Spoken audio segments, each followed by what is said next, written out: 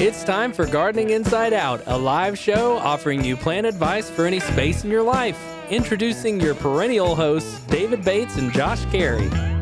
Hey, welcome in, everybody. It is Saturday morning. It is time for Gardening Inside Out, coming to you alive here from Bates Nursery and Garden Center and the Green Room Studios thereon. Good morning, David.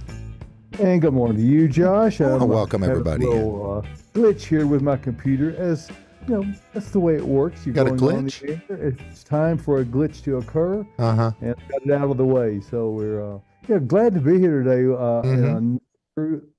in a series of glorious days. That is what October is all about. Yes. Right? The favorite month, the best month. And we're glad today is the extension of that. However, we've got a variety of temperatures discuss. So we might as well just get right into that. Let's do it. Welcome in the rest of our cast here, Josh. Okay. So let's just get on with today. It's Saturday, the 12th of October. And it will be mostly sunny, 84 degrees. Just a really nice day. 61 for the overnight low. More of the same tomorrow. A little warmer, 88, 50 on Sunday. And then seasonal change occurs on Monday, 67 for the high. So a 20-degree drop, 45 for the overnight low. 63 on Tuesday, again on Wednesday. Look at those temperatures, 37 and 36 for the lows. So probably be discussing, people at least should be thinking about giving protection to tender plants that they've got out there. It's frequently and unfortunately just kind of falls in the midweek. My newsletter doesn't come out until Thursday, so it will already have occurred. So I can't really give a reminder apart from today. So I'm glad that you are watching and you're having a chance to think about that. And we'll certainly be featuring Caroline more on the tropical part of it. As we get into the end of the week, we begin to warm back up again into the 70s. All in all, it's just a great forecast. Look at the radar. There's nothing. This little bit, if you can see the bottom of the screen down here, this is the next thing that has possibility for doing something, but a lot of debate between all of the computer models as to whether it will amount to anything or not.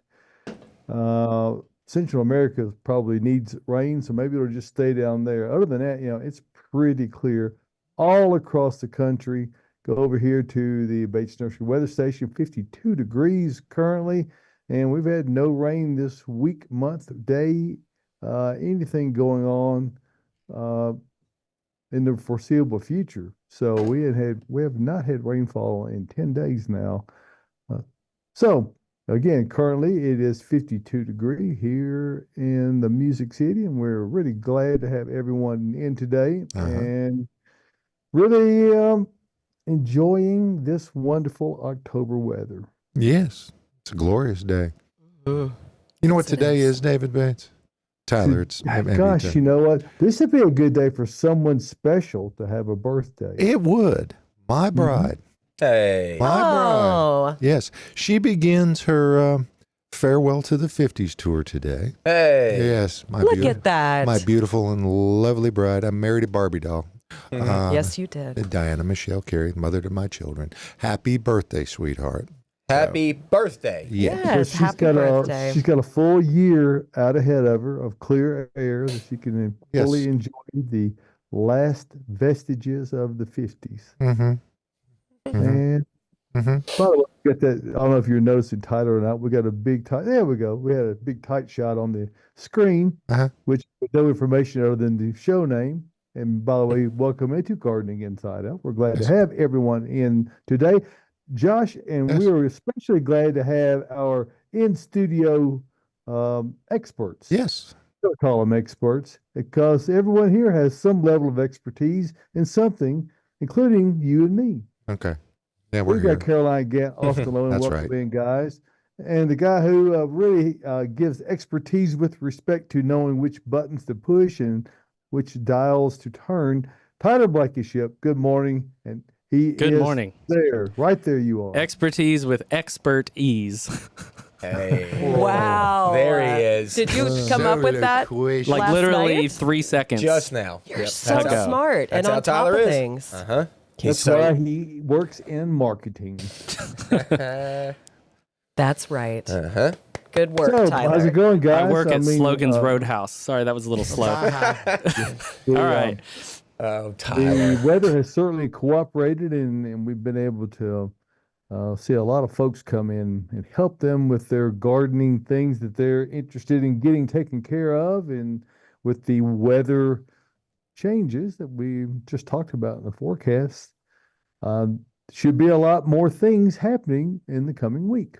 Mm-hmm. Yeah, the nursery has been busy. A buzz. There's Been been a hopping. buzz. Uh-huh. And I think even people just coming out to walk around Oh, yeah. and just look at everything. It's just a great place. I mean, to see what we have right now, like we are so full of plants right now. And like the weather has cooled off so much where people want to get out and dig and they want to work and they want to get beauty in their yard. We've got it. We've got Like, all the beauty here. We really do. Mm-hmm. We're no shortage of plants here. We're not like slowing down for the winter. No, we're kind of gearing up. up.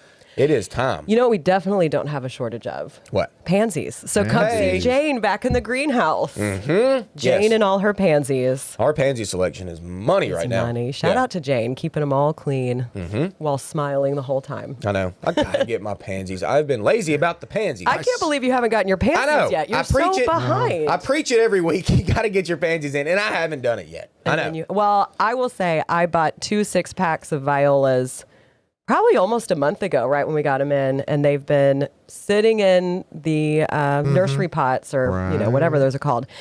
And then they flatten out, and then I have to water them and revive them. They don't look great. I should have put them in the ground or waited like you. You know, Renee I went through a didn't do it. phase where she was, I caught her doing, to see how tough plants were. She would buy them I in love that. and let them sit for a month or two just to see how tough they were. Yeah. I don't think that was her intent, but That's me too. busy. I do the same So- thing. Now we coming all in get the busy and we think, well, I'll have plenty of time to do that. And, time just keeps slipping away. So slipping into the future. which we need to be talking just a little bit. I don't know. We've got questions. I'm thinking that we probably don't have questions about this. So I'll just go ahead and reiterate on the fact that the weather's going to be cooling down significantly starting Tuesday. Actually, on Monday, but the Monday night, Tuesday morning will be the first cold night. There likely will be folks having frost and freezes and maybe a light freeze. I wouldn't be surprised if we get some ice here at the nursery. Ooh. So what people need to be thinking about, guys, it's that time of year, and it may seem early, but actually it's right on time. Usually about the middle of October is when we get our average first frost, somewhere between the 15th and the 20th, and it looks like it's going to hit Between the almost 15th and the right on 20th. Yeah. 15th. Right on time.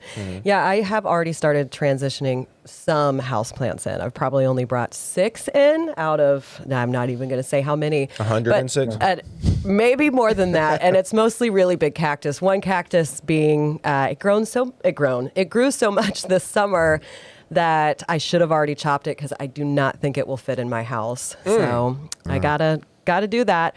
But that does kind of bring us to our first question, which is, do I need to bring my outdoor potted plants in next week as temperatures drop? I would say yes, especially your leafy plants that can get damaged very easily. This weekend and the beginning of next week, I'm just going to spend it moving all of my plants in. Like my hibiscus that just decided to bloom like crazy this week. Really? I saw the Oh, yeah, picture you of sent that photo. That's what they do, man. They went nuts. I mean, beautiful flowers, and I just Well, right and on time. I think it's worth mentioning not just bringing things in. When you bring those plants in, if you don't take some action, and we talked about this last week, and we have talked about it a number of times, but it's worth mentioning yet again, is what you may also bring in with those plants. If you Yes. don't do some things to clean on them and to de-pesticize them, That is correct. Yeah, Nice. now's the time to be cleaning I your like leaves. that word, David. Depestilize them. Yeah. We did a little video last year. I'll see if we can find it and reshare it. Just basically cleaning off the leaves, getting any of the dead debris out of your plant, remove any damaged leaves. And while you're doing that, it gives you a chance to check to make sure you are not bringing pests in. So you want to look for mealybugs, scales, spider mites are going to be your main ones on those house plants. Spiders. Spiders. I don't mind bringing in spiders because they eat stuff. They're very Yes. friendly. But so go ahead and check them because we don't want to bring those pests into that warm environment where they're just going to love it. They're going to go crazy and spread to everything in your house.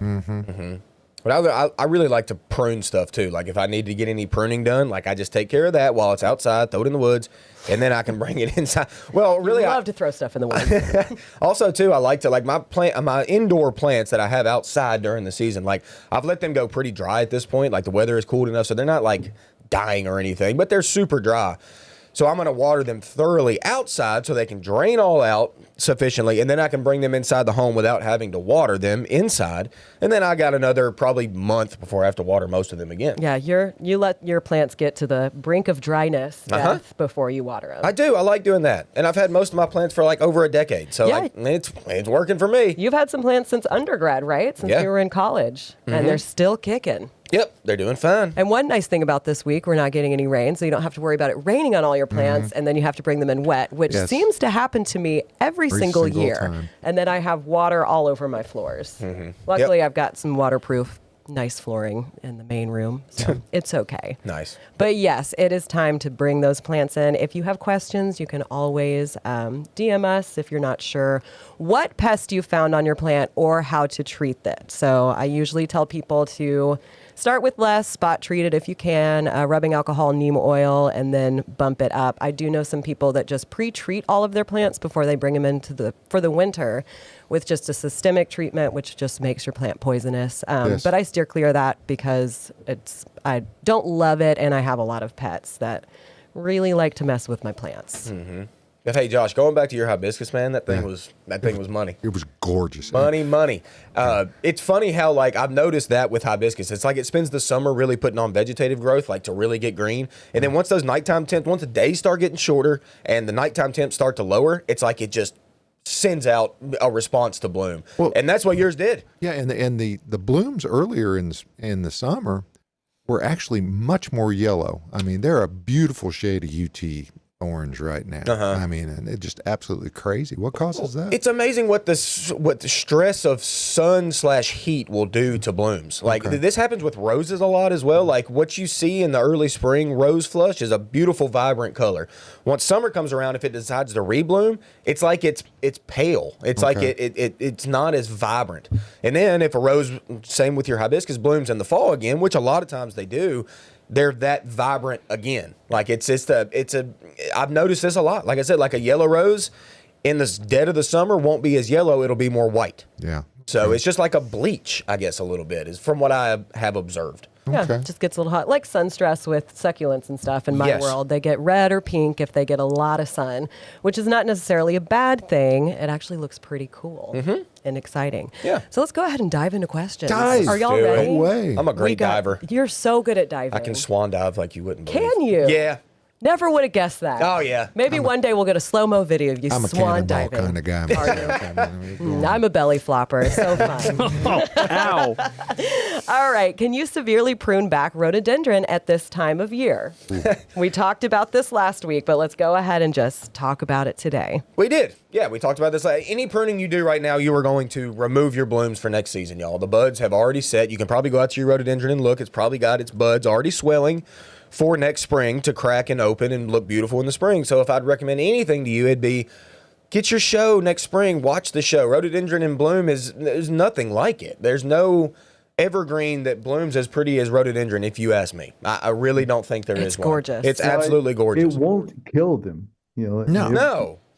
And if you have a good enough eye to understand the difference between a growth bud and a flower bud, it might be that because your bloom buds are going to already be on there, and the bloom buds are much larger than a growth bud, and so if they're on there, if you trim them, just like Austin said, they're going to not flower next spring. However, if they've gotten severely leggy, it's really just best to wait until right after they flower or just before they start pushing out new growth, and then you can cut them back really severely. And one thing that rhododendrons, they're not the easiest plant to grow, but No, if you they're get not. in a happy spot, they can get ginormous. So you really need to be diligent about pruning them, and it's a good thought. Your timing's just a little off. Yeah. And that's okay. It's okay. I think I've planted a total of 8 or 9 rhododendron, and I have 2 Wow. That's the thing. that are It's like, still this tall that I planted in 2018. yeah, and that's actually a fairly good number for Middle Tennessee and Yeah. rhododendron. Like, y'all, site selection is crucial when it Yes. comes to rhododendron. If you find that spot, if you amend your soil well, because they do not like a heavy clay environment. They just don't, okay? As you head out east and the soil starts to get different and the altitude gets different, like rhododendron is great.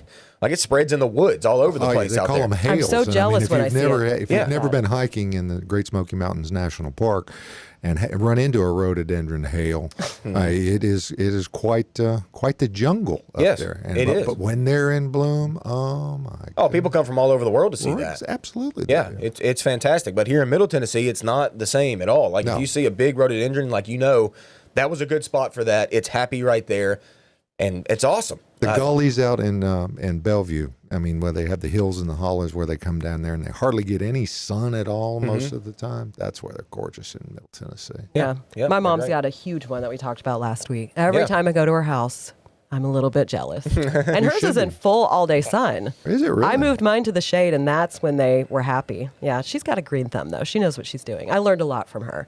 All right, let's get to our next question. Is now a good time to plant hydrangeas? Yeah, actually, yeah. Your favorite thing to talk about. Hydrangea. Hydrangeas. Yeah, it's most people want to plant hydrangea in the dead of the summer because that's whenever they're blooming. That's how this thing works around here. Like whenever it's blooming around town, that's when people see them and they want to come out here and buy them. And I get it. And we have no shortage of hydrangea in the summer, that's for sure. But summertime planting of hydrangea is stressful on the hydrangea and you because the water, you have to water like almost every day. So planting them this time of year, whenever the weather's breaking and it's getting cooler at night, it's just so much less stressful on a hydrangea. So yes, There's plenty out there on the lot. we've got all sorts of hydrangea, any species you could want. What was that one we got in a couple days ago? And I walked over, and when you were setting them out, and I was like, what are those? And they sold pretty much immediately. They were like a little dwarf panicle hydrangea that were very pink. Oh yeah, Tidbit something? yes, Tidbit, Tidbits. Firelight Tidbit. Is that Okay. not the cutest name? And I would have bought them all if I didn't have 5 million plants on my driveway to plant, including those Now, violas. how many here have eclipse in their gardens? In our group here, me Here. too. Y'all three? So- Oh man, I need to up You my need game. I love And I mine. do believe they've made it through the summer. I put mine in the wrong spot, but they've come through and they're actually doing pretty And you're good. going to transplant yours, right? Absolutely, I'm going to move them. Well, I noticed ours yesterday here on the lot are literally about to bloom, like full bloom. Yep. Like their buds are full red, ready to go with that dark foliage beneath them. Like what a pretty plant. You can, and you can Really come out here and see what outstanding. they're blooming like right now, which is really cool. I can't wait for next year when mine blooms. Yep. I might need to get some more. I have one right now. Put them in the right spot. Put them in the right spot. Mine is in a spot that gets direct sun from like 7 a.m. to 8:30 a.m. and then it's just dappled shade the rest of the day. Nice. So we'll see. We'll see how much it blooms. I'm sure it'll be It's gonna great. Tough to find. at my Oh, house. just create your own. Hang Yeah. some umbrellas from the tree. There you go. Yeah. Or shade cloth. I guess that might look a little bit cleaner. No, I couldn't put the shade cloth up. Nope. No shade cloth for you. All right, well, let's talk about Birthday girl said trees. no. By the way, it's Teresa's birthday. Teresa Olsen, happy birthday to you, too. Happy Hey, birthday, Teresa. Yeah. All right, how often should I water trees that just planted this fall? Oh, well, really, I mean, It's a great question. it is a good question, and it kind of depends on if you planted evergreen trees or if you planted deciduous trees. Okay, so evergreens might need a little bit more water than others, but really, y'all, if you plant a tree in the fall and then it goes into dormancy and it drops its leaves over the wintertime, you typically don't have to water it all through the whole winter. Like our winters are wet here for the most part, and trees are not actively photosynthesizing without leaves. Okay, so like the water transfer up through the plant is nowhere near what it is like during the late spring and summer. Like it's a lot more, obviously, as you can imagine. It needs more water in the summer, so your watering is going to be backed off a lot through dormancy. So, and honestly, not even at all. Like I'm getting ready to plant deciduous trees, like 3 in my yard. I'm going to water them deeply right after I plant them, and then after that, I'm going to watch them be sticks through the winter. And I ain't watering them. You'll never water them again after that. No, not if they go through winter and then come back in the spring. Like, no. But I know what you're going to use when you plant these trees, Austin. Yeah, What is He it? cheats, Josh. He does? He uses Earth Mix Landscape when he's planting. Yeah. Absolutely. And and you can cheat too. Okay. And it's not actually cheating. It's stacking the deck in your favor. There That's you what go. Earth Mix Garden products do, is that we've developed this line of soils and amendments that are organically blended to be able to help you have the most productive growing mediums and soils and amendments that are available anywhere. And the product I was just referring to, Earth Mix Landscape, is one of the most, what I think we generally believe to be perhaps our best product, the one that has the most different uses. But certainly when you're planting in the fall, Austin talking about planting a tree and watering it in thoroughly, you might not get away without watering again the entire fall. But certainly if you incorporate enough of that into your soil, you're going to get those roots established quickly. And that's the one thing that frequently goes unnoticed because it's below ground. The roots continue to grow over the winter. So these trees that you get planted right now are actually going to be considerably ahead of anything that you plant in the spring. And if you use Earth Mix Garden products, it only enhances it that much more. There's a complete array of Earth Mix Garden products, one for whatever application that you're using. Caroline, and we've talked about indoor plants today. Caroline is a big proponent of Proganics I, which is the totally peat-free indoor professional growing media, and you will not attract or create fungus gnats. So if you have problems with those, Proganics I really helps alleviate that, and it is, again, 100% organic. So you get all the good stuff without any of the bad stuff, and those products are the very best of all the things that we can add that Mother Nature provides. We just give extra amount. Endo and ectomycorrhiza fungi, humic acid, those are the things that are some of the prime components, along with things like earthworm castings, mushroom compost, a whole variety of things. And you can check all that out on the website, earthmix.net. Also on earthmix.net, you can find Earthmix at a location near you. Wow. Go to earthmix.net, click on Find Earthmix, and then the map will pop up, and you'll see all these locations all over Middle Tennessee and then way over here in Idaho. We're actually, believe we've got a Colorado garden center that'll be coming on this next year. So we're really anxious about that. We'll talk more about that. Obviously, as we go forward, simply type in your address in the search box up here, and it'll give you turn-by-turn directions for the location nearest you, or you can just simply zoom in and pick on a particular point, just like Millstone right here. You can click on their icon and get all the information about Spring Hill Garden Center, whichever one they're all over the place, so check them all out at earthmix.net. Just remember this, success in gardening begins the ground level when you use Earth Mix Garden products. And we appreciate you giving us a moment to talk about that and help take the work out of your gardening efforts.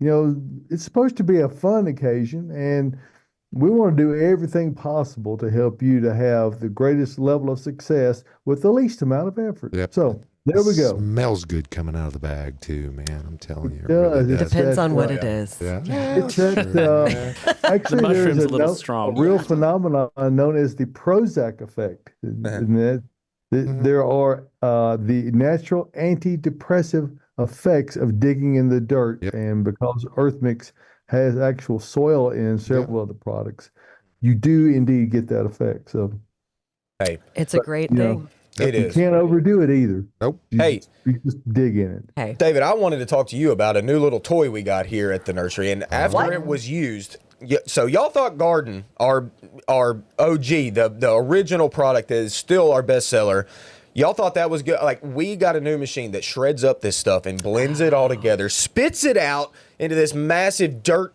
cloud thing. It's amazing. That all gets together. Y'all, I went through it, and I even got Caroline and Tyler to come with me. We did. To We went on a field the dirt trip. building and feel. You didn't just get us to. I just want to say real quick, we were both in here working on our computers, and you walked in. You were like, "Yo, come on, get out here." And we I were made like, "Why?" Get it out now. and You're like, "We're feel taking a this. field trip. We're going on a walk." The feeling of the Earth Mix Garden now, after we've got this new machine, is incredible. I've never felt dirt so like soft and easy to plant in. Like, Yeah. it's so good I now. wanted to play in it all day after that. It's just, And it's what so it good. gives us the ability to do is to sell the same quality of product in bulk as we have been able to offer in a bag, and that was really the motivation behind it, was to really have a completely processed product at every level. So by doing so, this is a machine called a Terra X. And it is a soil pulverizer, and it really does. It homogenizes the products that we run through it, and it does a great job. So we had to order that thing many months in advance, and it came out of Oklahoma City. So thank you to the great folks out there at Murphy Products, and we've been very pleased with it. So It sounds like Elon would have had it. The Terra X. Yeah. There we go. It's It's a cool. beating to It's the name. exciting. it's fun to watch, too. I was about to say that. Yeah, everything about it is fantastic. But what just else don't is stand fantastic? on the discharge side of it. No, do it. don't. What's Oh! in bloom with Austin? Hey, y'all. Tyler was on it this morning. Yeah, he was. You know what's not on it? A lot of plants that are blooming. Well, stuff is getting tired. we're all getting tired. Yes, no, we we're are. not. We're gearing No, up. I'm Tyler's excited, getting bro. ready. Okay, Tyler well, let's was- go. yeah. I'm ready. Let's go. Once again, Keystone Species, goldenrod, still in bloom. We got some in the studio today. Caroline will tell you all about it. The Heliopsis, Caroline told me this morning, the perennial sunflower. Still going. Still going. Sheffield pink mums. Like I said last week, if you're not growing them, you're doing something wrong. That's a great plant. Oh, I love it. I know this is your spot, but I'm just going to take the spotlight real quick Oh. to talk about mine. I love that plant. It is like a shrub, and the blooms are like this peachy, light pink, soft color. Yep. Mine is almost full show. It's starting to open more than it was last week. If it's full show, I will get a photo, but it's a stunner this time of year because nothing else in my bed looks great but that. You all right? Sheffield pink mums, y'all get them. You got to have them. Your catmint is still blooming a little bit because you cut it back, so that's cool. Cut we back got your that stuff right. whenever it's getting leggy. Y'all cut it in half. It'll rebloom. I cut mine. Yep. Good job, I Tyler. was sick of it. Yeah. Hey, upright phlox is still blooming. What color is yours? It's pink. It's Bright Eyes Phlox. I walked out 2 days ago and I texted y'all and I was like, my phlox is blooming again. Nice. Third time this year. Gotta love a rebloom. Speaking of rebloom, endless summer hydrangeas, the blues, the pinks, okay, those are blooming off their new wood, which comes from sucker growth. That's what's great about the endless summers. Those are in full show right now, either blue or pink, looking great. Butterfly bush, we have it on sale. It's still blooming. Yep. Around town, okay? The Rose of Sharon, just about done, but I still saw a few. And then randomly this morning, I saw a magnolia, evergreen magnolia, spitting one bloom. But I'm like, hey, it counts. It's like one, that. right? It does. Okay, smells fantastic. Hey, let's go to some vines. I saw like a 12-foot vine the other day adorned with red blooms. The Cardinal Climber. That's an annual vine around here. A lot of times it'll reseed. And go It's everywhere. not necessarily a perennial, but it will reseed and come back or whatever. But it was full show right now. If you like true red and you like hummingbirds, grow you some Cardinal Climber. But be you careful go. with it. 'cause It'll climb on everything. It'll go everywhere. The hyacinth bean, it's still hyacinth bean. If you do like hummingbirds, as again for some, hummingbirds we all think red. They love red, yeah, that's for sure. But do they like soft purple, bluish? Yes, Yes. they really do. So the hyacinth bean, grow it from seed, little cute Oreo seeds. Okay, you'll know what I'm talking about if you buy a packet of seed. They look like Oreos. Are you serious? I'm dead serious. Just get you a packet, Caroline. I you will. You can see. Okay, and then lots of annuals still going. We got pictures from Lee last week about his impatiens. I got petunias going crazy. Oh, the petunias are great this time of year. They Yeah, mine look love these great. cool nights. Love these cool nights. And then obviously it's fall, so we got pansies, we got mums, we've got asters. If you've got all those, they're in bloom in your yard. Yes, they are. And then hey, shout out Bridge, all your grasses are blooming, but let's go specific with a grass right now. Tyler brought it up to me. If you're lucky enough to grow pink muley grass, if you're you've my got it in the favorite. landscape and it's happy, it is the prettiest grass on the planet, I think. I really think. It is, but I never have good luck with it here. A lot of people don't, okay? It needs really well-drained soil. It does not like the heavy clay. It does not like to stay wet over the winter, which what Grow are in we? the driveway, man. Wet over Grow the it winter. in the driveway, right in the Really? middle of the driveway. I've seen a lot And you on got to like commit hillsides. to several of them Yep. for yeah. to get that look. well, I yeah. committed to several and only one made it. It happens sometimes, and I know we all talk about muley grass like this. If you find, just like rhododendron, if you find the right site for muley grass Absolutely. on a hillside that stays kind of dry, like I do muley have that. grass is as pretty as it gets. Blooming pink, sprays, fluffs of smoky pink. Get those dance jazz I'm just going spirit after it. fingers. That's what muley does. Wow. Try to grow you some muley grass, people. It's worth it if it takes. If it doesn't take, I'm sorry. But if it does, it's worth it. Love you, muley grass. That's what's in bloom. Love you, muley glass. Nice. Yeah. Oh wait, we got one more from a listener. Uh-oh. Oh, gosh. What is it? Caroline. Who is Oh it? yeah, this comes from Emily Boyd. Shout out Emily Boyd. Emily. I don't think we saw you at the nursery this Oh, week, my Emily. goodness gracious. Emily said, "What's in bloom? Candlestick plant still blooming nicely." And then also says, "Please tell Austin to ignore the zinnias in the foreground." I would never, Emily. Emily, it all looks so good. Look at that layering. Look at those nice warm colors. Oh, the Still, zinnias. Zinnias are going crazy still. Yes, I love they it. are. Those zinnias are like 2 or 3 feet tall, and then you got this in the background Look just at sending up. That is stunning. Emily, where did you 6 get footers. that Where did you plant? get that? I'm pretty sure that plant will pop up sometimes as just like a weed in some of our pots that come from like down south, like more Florida I area. remember that. I sent you a photo of one in a Yeah. cactus I had. I think Senna is the genus, like Senna. And that, yeah, what a cool. That almost looks like a legume. I bet It that does. It might does. would have to It be really a legume. does. But Emily- look at the yellow. Let us know. Does that come back every year, or is that just a giant annual? It looks huge. I know that when I've seen them in pots growing just like randomly, they get huge very quickly. Yeah. So I think that might just be a very big annual. Emily, you're Emily, great. I hope you're watching and you can How's- tell us. You know- Because we need to know. How's your Japanese maples doing, Emily? I know you put them in pots. I want to know how they're doing. we have so you many just recently questions bought for some. you. I'm sure they're fine. Maybe we'll see Emily today at the nursery. 'Cause Emily, again, come on out. I have not seen Emily yet this week. But that was a great segment. And Yeah. Emily, gorgeous, gorgeous photo. She got, I love she got zinnias. a wow from Joyce Hooks. Wow, Emily. Wow, Hey, Emily. Joyce, we saw you 2 days ago. Yes, and- She can't stop. She almost hides from me now because she's almost like embarrassed. She's like, I'm back buying more plants. Like, There is it's an no addiction. shame in buying No, plants. I there's not, probably buy Joyce. more plants than anybody. No, and don't try to hide from me. I love talking to you. Love Yeah. seeing you. Love seeing what you're buying. Austin's a lover. He is. Yeah. It'll hurt his feelings if you hide from him. Don't She do did it. hide from me. That was a joke, but it was still funny. She's out here all the time. Well, you might have been busy. I mean, we, like I said, the uptick at the nursery here, we have been slammed and we've been with guests back to back, which is what we love. But hey, we did get a question from Joyce. So let's go ahead. Sorry, Joyce. Let's get into it. I grew some dahlias for the first time this summer. One of Austin's favorites. Great. I see we may have some low temperatures in the 40s and maybe even the 30s soon. When should I lift the tubers? You know, Good question. I really think you should kind of leave them until like the foliage gets like damaged. So I don't think that the foliage will get damaged at like 38, like around 34 or less. Maybe you would probably see some damage on the foliage. Maybe. Yeah, you're right. Maybe. So don't rush too much. Joyce, are they blooming right now? Like, are they still going?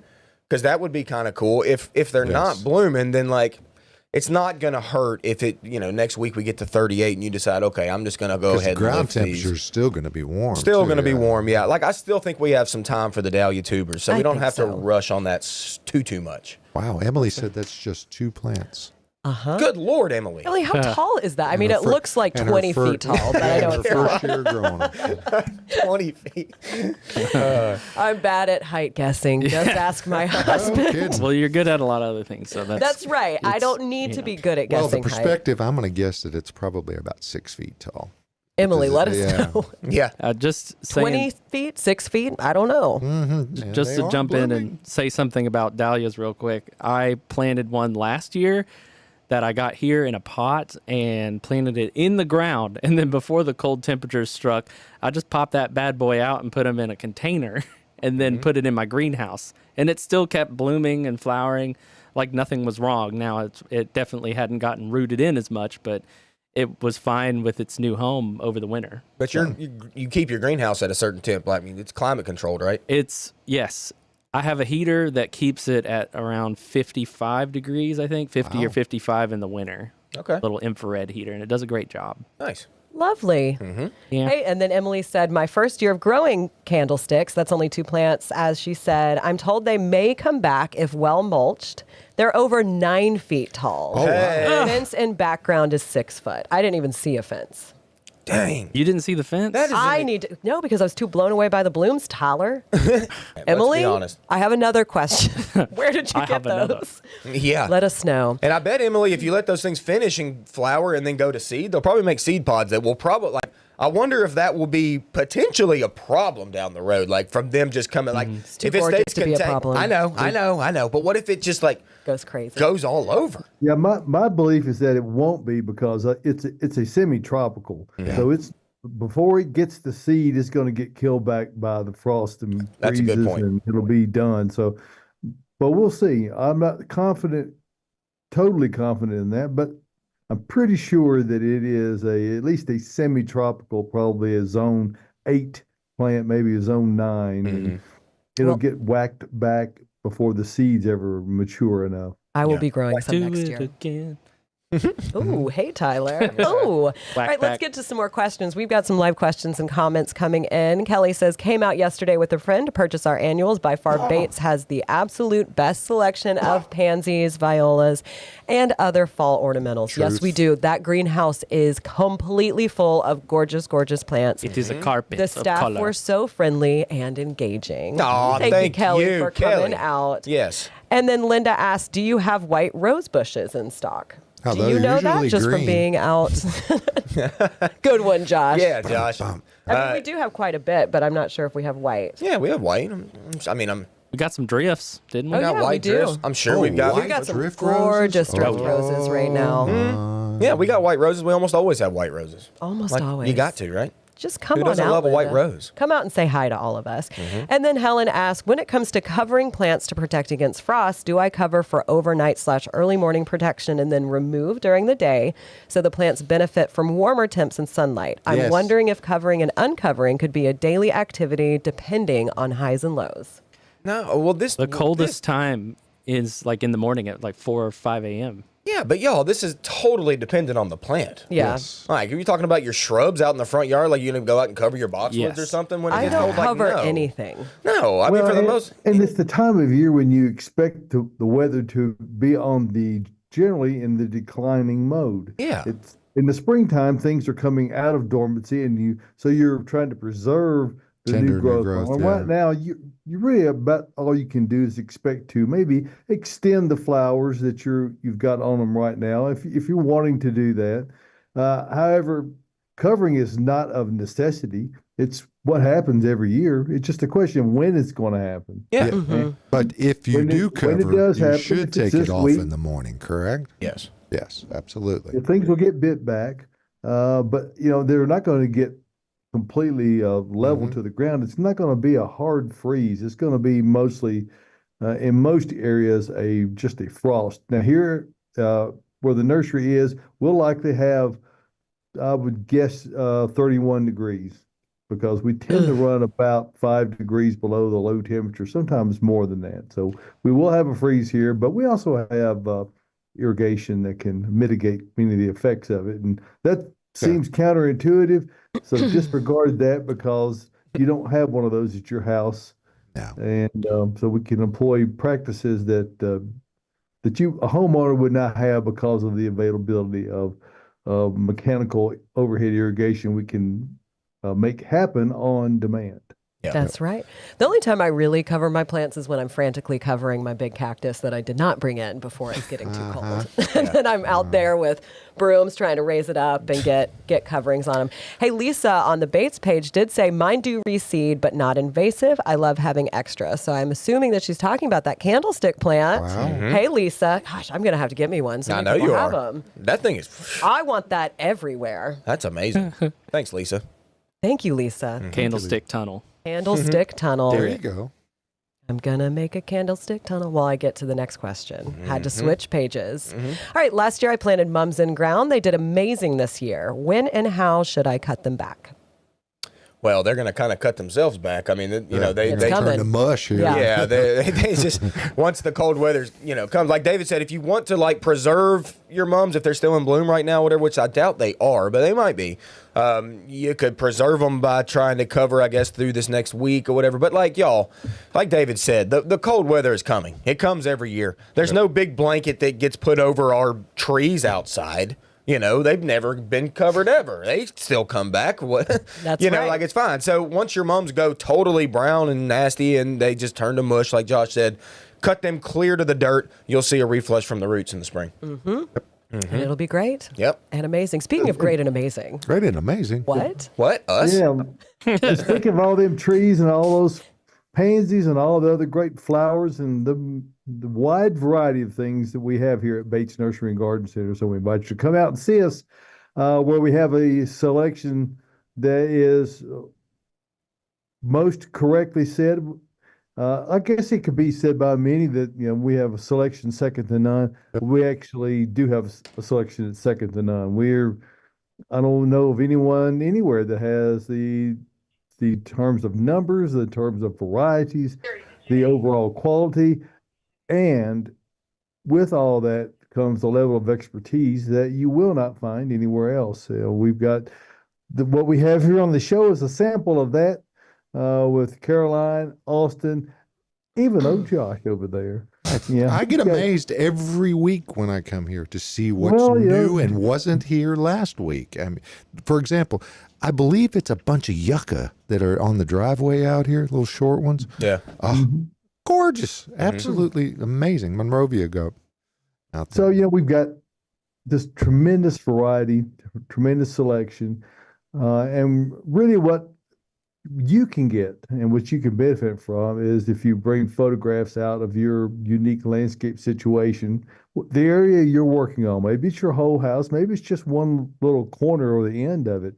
Take photographs of that, bring those along on your smartphone or your tablet, and that helps give us insight into what you've got going on. You need to give us a little information like, are there big trees around, which direction it faces. That helps us to narrow down because, frankly, you can come out here and it just becomes overwhelming. And you haven't, if you're not looking at it every day and have an understanding of the differences in the variety of the plants and their growth habits and the light tolerances and wet or dry conditions, we can filter through all that quickly and help give you some choices so you can get the right plants in the right place the first time. That's the way we do it here at Bates Nursery and Garden Center, where we have been beautifying Nashville since 1932, when my grandmother started our business over on 26th in Charlotte. And we've been very fortunate to get to continue to be a part of the Nashville community and to bring the best in horticulture to everyone. So come on out and see us. We're conveniently located 1 mile north of Briley Parkway at exit 19 on Whites Creek Pike, which is just minutes from Rivergate, Opry Mills, Nashville West, downtown Nashville. And it doesn't matter where you're coming from, Josh. That's true. Worth a drive from anywhere. And if you want a little more information about Bates Nursery, you can go to the website there, sign up for the newsletter, where it says read all about it. You can, and I do a weekly newsletter, have been for about 16 years now, and it is weekly, and I do write it every week. It's strongly, actually. And for some unknown reason, nearly 33,000 people subscribe to it. I'm very grateful for that, and probably usually somewhere around 45 to 48% of those people actually read it every week. So try to keep you updated on the information that we think is important. And I do talk with the staff about what do we need to be thinking about this week, and try to incorporate those elements into what we've got going on. And also, it's also the first word of everything we've got as far as deals and specials. So check it out over at batesnursery.com, or if you come out, you can just sign up at the checkout counter, and it's worth everything you pay for it. It's free. Yep.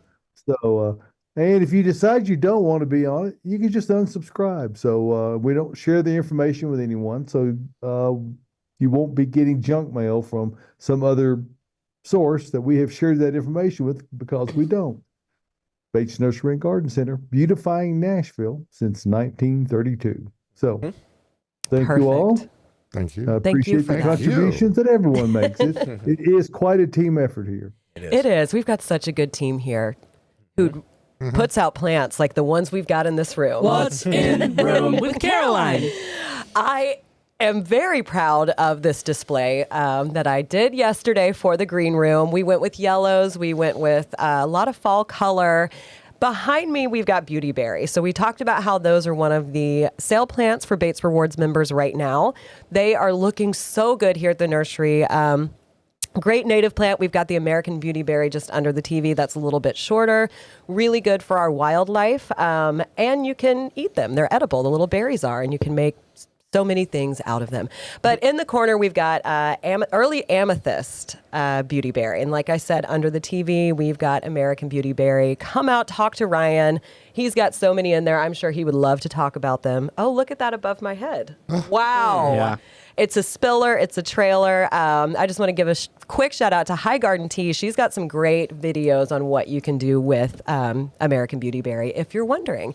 And then down in front, I went with yellows, with golden colors, because Josh is shaking his head right now like, wow, look at that. So right in front of me in Austin, I've got butterscotch Amsonia. So this, again, shout out to Bridget. We love her on this show. Bridge. Hey, Bridge, hope you're watching. You're probably not because you're at work. This is one of her absolute favorite plants that she does talk about all the time. I grow but it. The fall color on this is like a rainbow. It is so many different colors on all of the plants. I have a couple different varieties. There's some bigger leaf varieties. This one is more like a thread leaf, kind of needle type leaf. Looks like I've got rosemary. all of them. It does look kind of like rosemary. But the blooms in the spring, absolutely stunning. But I don't know if they're as good as the fall color on it. I mean, I think for me, that's where it really shines. You'll see these in mass plantings at a lot of new builds around Nashville. I see them all the time and they look so good. And then right Yellow in front clouds. of Austin, go ahead and point out that plant. What is that?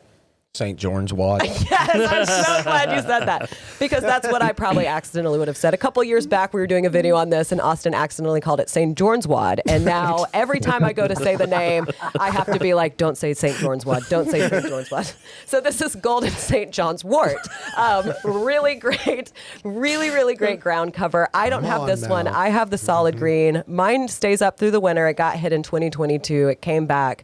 Little yellow flowers. It's a really great, beautiful shade-loving ground cover that you can add to your bed just to add a little pop of color. Then, of course, I had to bring in pansies because, y'all, that's what is going on right now. Yeah, buddy. So we've got our classic yellow pansies with that little dark face in the center that are so cute. They all have a different personality. Sometimes they look really mad. I love them. Fantastic. And in front of that table, we've got Elysium. So in the middle, we've got Florida Sunshine Elysium, which I have at my home. I really love it. I did plant it in too much sun, had to move it to a shady spot. Gorgeous. Does great in the shade. A really good shade plant because it has so much color that it's just going to pop under those glows. tree. It glows, under the tree canopies. And then we've got Banana Appeal right there by Austin and Josh. Yes, thank you, Vanna Hand, showing that off. So those leaves on that one are a little bit larger, but same color. And I don't know if you can notice, the stems actually have kind of a pink color to them, which is what really drew me in when I bought mine. I love this plant. And then let's go ahead and talk about our feature plant. So we've got Solidago. We've already talked about that. You talked about the key plant. The common name has escaped. Goldenrod. Goldenrod. Thank you. So this is a dwarf goldenrod. It's called Golden Fleece. And it is so cute. Bridget says she believes it stays about probably 2 foot tall. She says it probably will still reseed and spread, but she did give me some fun facts on it. This actually hosts about 90 moth and butterfly species, and it's like the biggest host plant that we have here in Middle Tennessee. Wow. That's 90? going to host the most. Yes. Wow. So if you do not... If you want the host with the most. Yeah. Exactly. So everybody needs this plant. So if you are in a smaller space and you don't want them, I mean, I've got this growing all over my property. I love it. It's huge, it's big and tall, but this is a great little dwarf plant that you can add to your garden for all of our wildlife, our ecosystem, make everything happy. And Like I talked about last week, it's a great cut flower. I use this in Really, my fall it would be arrangements. gorgeous. Yeah, that'd be great. And it dries out and it actually looks good as it dries. And for me, it doesn't drop and shed everywhere. It just dries and holds on to those little flowers. Good to know. So y'all come on out, talk to Bridget, give her a shout out, and get you some goldenrod. I once again was starting to draw a blank. But that's what we have in room today. Great work, Caroline. Thank Very you good. so much. All right, let's get to some more questions. So, y'all, this candlestick plant is a hot topic today. Oh, man. So, Donna did chime in. Good morning, Donna. Donna. Donna says candlestick plant is a tropical. I purchased mine at a sale at Cheekwood. Jason Reeves with UT Jackson was speaking and brought some to purchase. Hey. So I'm going to be Jason Reeves. stalking the Cheekwood page, which, by the way, Austin and I did a talk at Cheekwood last Saturday, and it was just so fun. We loved the Cheekwood people. I mean, if you haven't been out there and you're in Middle Tennessee, or you're coming here for a visit and you're coming here to visit the nursery, you might as well make a day of it and go Any to day. Cheekwood as well. You can go out there and see something cool. They have a lot of great Yes. classes. I mean, the gardens are amazing. Right now, they've got all those pumpkins. They've got, what was it, Tyler? A mumpkin. Pumpkin. A mumkin. A huge pumpkin. It's probably made like of 10 mums. feet tall. Yeah. Metal. But shout out to Cheekwood. Y'all were great to work with. I mean, I know Austin loved teaching. I loved it as well. Very engaging students. So, yeah, we had a good time. And then Lisa asked, should you cover Sheffield pink mums? Mine are in bud, but no blooms just yet. I don't- haven't ever covered mine. I don't think those blooms will be damaged by the weather that's coming up at all. No. I really don't. I mean, if you're really worried about it, certainly you can throw a sheet over it, but I'm not thinking there will won't. be damage. No. Yeah, make sure you put like some bamboo stakes or something because they'll Above the lay foliage. out really easily. They get a little tall and leggy. Mine are growing in like partial shade. So if I were to cover them, I would definitely, help them stay up a little bit. Yeah. Tyler, do we have some photos to pull up? We have one photo. Have One one photo. photo. Let's So see while it. this photo comes up, I'm going to go ahead and read it. I bought a 10-gallon Bloodgood maple from you all last fall. Unfortunately, most of the stems sustained significant cicada damage this summer. None of the branches died off on their own and continued to grow. I regret not covering it, but now need to figure out whether I should prune away any of this to prevent diseases and pests from entering the tree. And if so, when is the best time to prune? They're already in there. Yeah. They're already in there. I'd leave it alone. Now, this is just the. Yeah. I mean, you're going to have a little bit of damage, and I guess it is a possible entry point for things to happen, but you don't have to, okay? You really don't. Now, your plant right now, like I do Japanese maple pruning on the side over the wintertime, and this is the time to do it, is over the wintertime, okay? Just so you know. But if you wanted to open it a little bit, thin it out from the interior a little bit, and just give it some young shaping, this will shape your tree early in its life to where it has a cool shape later on in life. So I'm not opposed to you pruning this plant, but don't think you have to because of the cicada injury. Cicadas are not. But And I would wait, and if there is cicada damage, It'll show up in the wintertime, right? help you make the decisions on what to prune and what to leave. Yes. So some of that would just take care of itself. So if you, I wouldn't be in a big rush, but as thick as that maple is, I'm with you, Austin. It needs some thinning in order to develop the structure of it. Makes Yes. it look- That bad boy is going to get to be a monster too. it can be for sure, yeah. And like I said earlier, if you start young and you get that framework how you want it, like get the nice wide growing stems if you can when it's young, and open up that interior a lot. You'll get a really open, airy, cool, stemmy plant up to foliage. Like I'm telling you, do your pruning early, or you'll have to get like bigger, severe cuts later on in life. So it's You medium can- bonsai. You're just making it more or big. less, yeah, and have fun with it. Like I love pruning maples. It may be You do. You're besides very peach good at it. trees.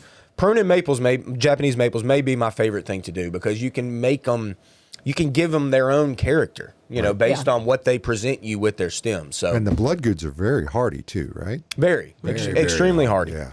Yeah. I love my Japanese Austin, I've maple. got a Japanese maple pruning question for you. Coral bark maple. Mm-hmm. Big growth this year. I'd say for like a month or two, it did live in a bag. I zipped it up in a bag to prevent cicada damage. When I unzipped it, it was fine, but the branches are now almost leaning over to where they're touching the ground. There's so much like growth. They're heavy. Okay. Do you think that will eventually like harden into more of like a weeping type branch and then it'll grow off of that? Or do you think Do you think I should be staking those up to keep it upright? That's kind of up to you, Tyler, but I will say with coral bark specifically, those long, leggy limbs, coral bark naturally has significant dieback from the tips almost every single year over the wintertime. Like we see more dieback on that specific cultivar than probably any of them. So I would say those long, stringy tips that you're seeing, Tyler, will probably get knocked back a little bit. The way I like to deal with that is just let it be for now, let it go dormant, and then let's do some pruning where we shorten, a little bit over the wintertime to kind of cut the leg out. Y'all know. Plus, Cut the leg out. The coral-looking bark on it is not on the old wood. I mean, it starts getting woody, and then you lose that coral effect. It's only on the wood that's about a year old. So if you cut it now, you're going to lose that. And also, if you wait, you'll just like Austin said, he seems to be right a lot. Yeah. Strange. You wait and let the dead wood, it'll tell you, but what'll happen is if it does survive, it'll turn and grow back up again. Not the best look. No. I would wait and cut it in the spring and perhaps do it fairly severely. Hey, speaking of Japanese maple, Emily Boyd sent us an email with the info about the candlestick plant, but at the end she said, yes, the Japanese maple are doing well, and so is my new single stalk Natchez crepe myrtle. I have named him Austin. Oh, Emily. Yay. I remember loading that thing up for you. That was so fun. And I love a single stem crepe myrtle. I do too. Like tons of people have multi stems. Like that's The great. single But to stem see a is single, so cool. They're so cool. I love it, Emily. Thank you for As that. they get That's mature, very sweet. my mom has some huge ones that I'm so jealous of them. But we do have a lot of questions to still get in, so let's go ahead and dive in. 4 minutes. 4 minutes. Thank you. Wow. Lisa Green says, should you cover Oh, we already asked that one. Oh, Caroline. Gina Mansfield Knock that one says, out. hi, should I cover my Bates Meyer lemon or bring it in the garage? Bring it in the garage. Those are very tender plants. The leaves will get hit very quickly and they will drop their buds if they're blooming or about to bloom. So now's the time to go ahead and bring that in. And then Jane Ed Gibbs says, good morning, fellow Bates fans. I'll be covering a few midsummer planted tomatoes that have beautiful fruit, not quite ripe. Already been trimming back and removing earlier season tomatoes. And then she also says, thank you for the grass sale. I found one that will tolerate a sunnier location. Nice. See, Yes. she's got it. That's like I said earlier, knowing which plants you're talking about. She's got tomatoes that could certainly get injured by what's coming up, and she still has fruit on the vine that she wants to pick. So this is the type of plant that is perfect to try to cover up to protect from those frosts and freezes that we potentially might have, or at least the colder weather. Yeah. So perfect example of a plant that you should probably protect if you want to get the fruit. That's right. Great I've point. Could be still got some picking fruit a tomatoes. month from now. Yeah, exactly. Could be. Right. Yeah, Jane, and keep it going. Uh-huh. All right. And now we've got a succulent question. Can leggy succulents be cut back to shorten their height? If so, how do you do it? Absolutely, they can be cut back. If it is did you see that one more time?